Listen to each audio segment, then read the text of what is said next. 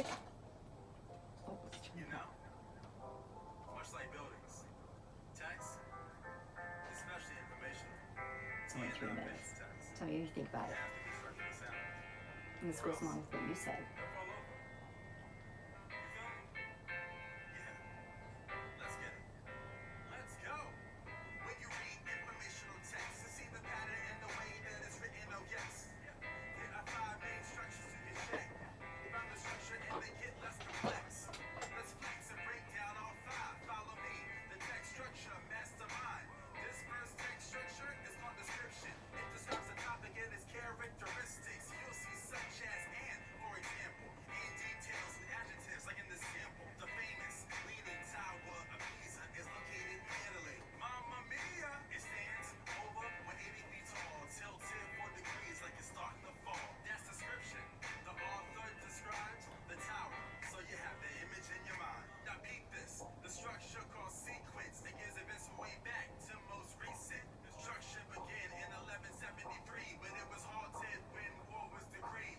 Building stopped for a while, then resumed. Many years later in 1272, sequence contains dates in the words. Next That's what you said before about the first, dates. second, and third. Cause and effect is another way to organize. It's when authors tell what happened and why. Soft soil made the tower settle unevenly. As a result, it leaned increasingly. Builders tried to balance it with more floors, but due to extra weight, it leans even more.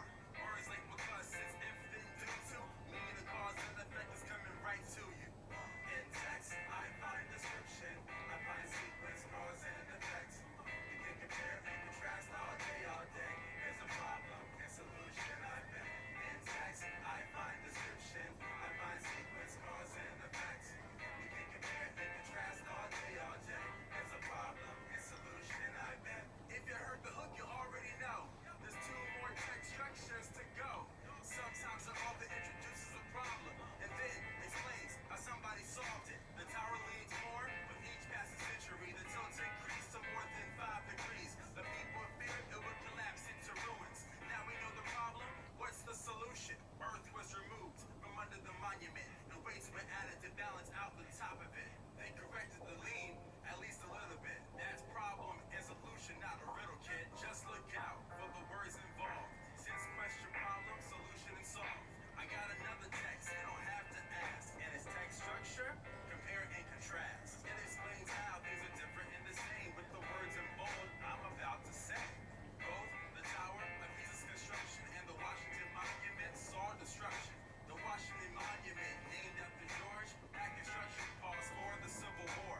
Led the Leaning Tower into years to finish, but the purposes of the buildings were different. One was erected as a church bell's tower, while the other honored a founding father. There we compared the 2 different towers. That's 5 text structures and a 16th of an hour. In text, I find description. I find sequence, cause, and effect. You can compare and contrast all day, all day. There's a problem and solution, I bet. In text, I find description. I find sequence, cause, You're gonna remember them all now, aren't you? you can compare and contrast all day, all day. There's a problem and solution, I bet. Cool. All right. Good, quick review. Yeah? I like that. It's kind of a catchy tune, isn't it? All right. So what we're going to do is we're going to look at these short passages. If you want me to read one, you read one, we'll share it. You good with that? Okay. So as we're reading along, I'll read the first one. As you read along, I want you to think to yourself, what text structure do you see? And what signal words do you see that are going to help you identify that? Okay? And then when we're all done, we'll decide which one you want to use to put into a graphic organizer, so that when we were going to tell it back or give a summary, you would be able to go back at your graphic organizer and put it back into that same text structure when you retell it. Okay? So I'll do this one. You just underline as you need. So aphids, insects that attach themselves to leaves and eventually kill them, pose a great danger for butterflies. Butterflies lay eggs on leaves. Therefore, if aphids are on the same leaves, the eggs will not survive. There is a solution for people who want to get rid of the aphids and protect the butterflies and plants in a way that is friendly to the environment. One solution is to release ladybugs into the plants. Another solution is to remove any caterpillars and then spray the plant with a mixture made of mild soap and water. So what was our clue words in here? Solution. So what would this be an example of? What text structure? The problem and solution. Problem, solution. Awesome. Okay, you read the next one. What let's put on here? Let's put here problem and solution. All right, you do this one. Butterflies and moths are both flying insects. Both have wings and antennae, and they both have similar life cycles that include the egg and the caterpillar stages. However, they are different in several ways. Butterflies are usually active during the day, while moths tend to be active at night. Butterflies have knobs at the end of their antennae, but moths do not. Butterflies hold their wings up and when they land, whereas moths keep their wings flat and land. What kind is it? It's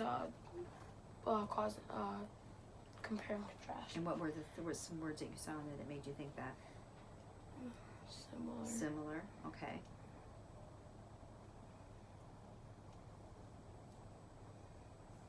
Okay. That's okay.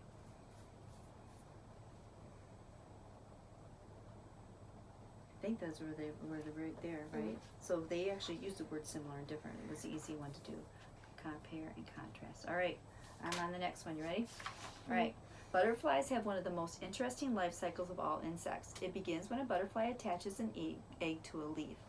When the egg hatches, a caterpillar emerges. Caterpillars feed and grow. As the caterpillar grows, it sheds its skin 4 or more times. The caterpillar eventually changes into a chrysalis or pupa. In this transformation stage, the caterpillar tissues break down and the adult insect structures are formed. Eventually, an adult butterfly emerges. The average lifespan of a butterfly is 1 month. The butterfly mates and lays eggs, and the life cycle starts again for a new butterfly. What do you think on this one? Sequence. Sequence. I agree with you. Was there any particular word that made you think that? Or what? Go ahead. It was just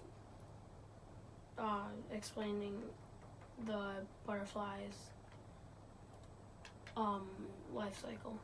Right. They didn't use words like first, next, then, and last like you normally would see, but you could tell that we were starting from when it was an egg all the way up to when it turned into a caterpillar.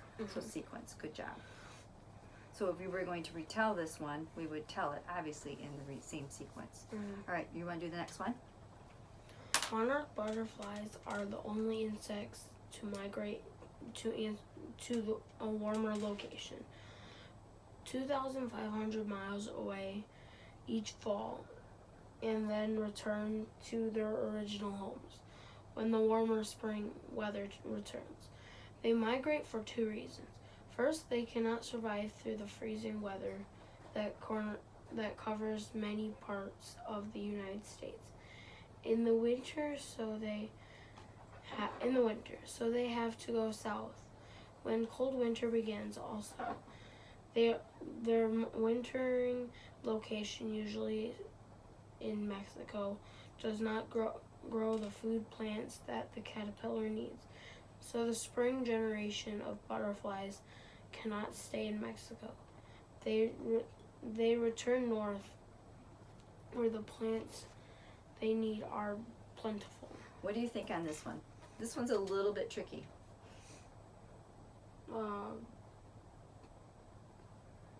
Problem and solution. Problem and solution. I'm kind of thinking, actually this one, I had to even check it. This one is a cause and effect. Why do you think it is cause and effect? What? Oh, because it shows that like Mexico doesn't have their food, so when the wintering time is over or before then, they eat the food they need.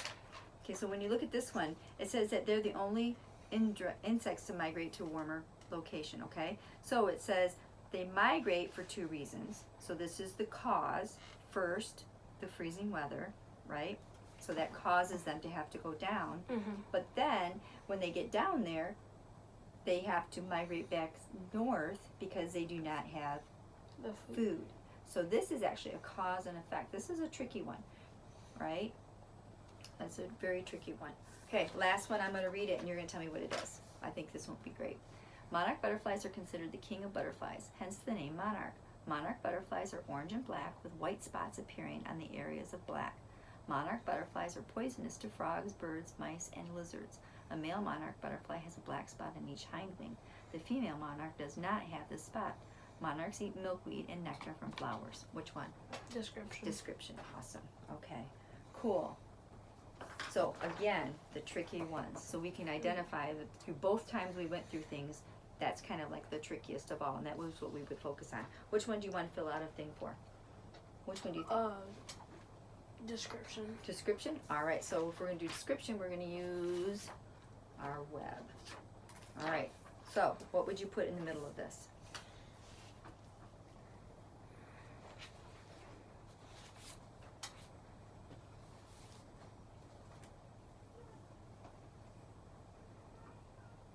Okay, cool. So we're going to come up with, we don't know if there's going to be 6 in here. So let's fill out the ones that you think you want to fill in. And remember on this, a cluster web, it's just a small spot, so we're just going to put some key ideas that you would use if you were going to write this back. Mm-hmm. What would you want to put on there? They eat milkweed. Okay.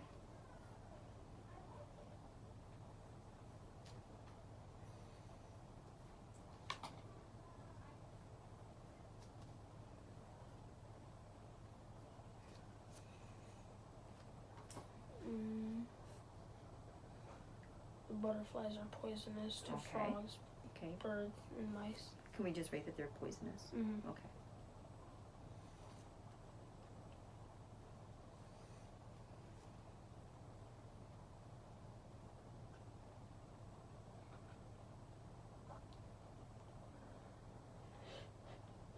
The male monarch butterfly has a black spot Okay. between each hind wing. Okay. Go ahead and put that. Put your keywords on there.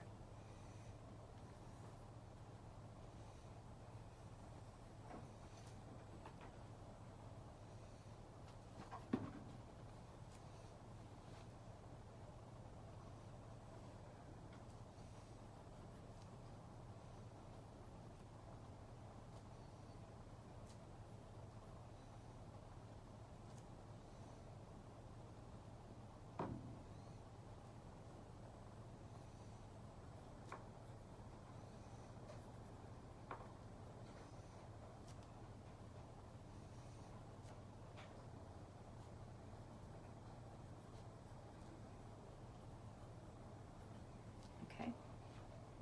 See if you can find one more. Considered the king of butterflies. Okay.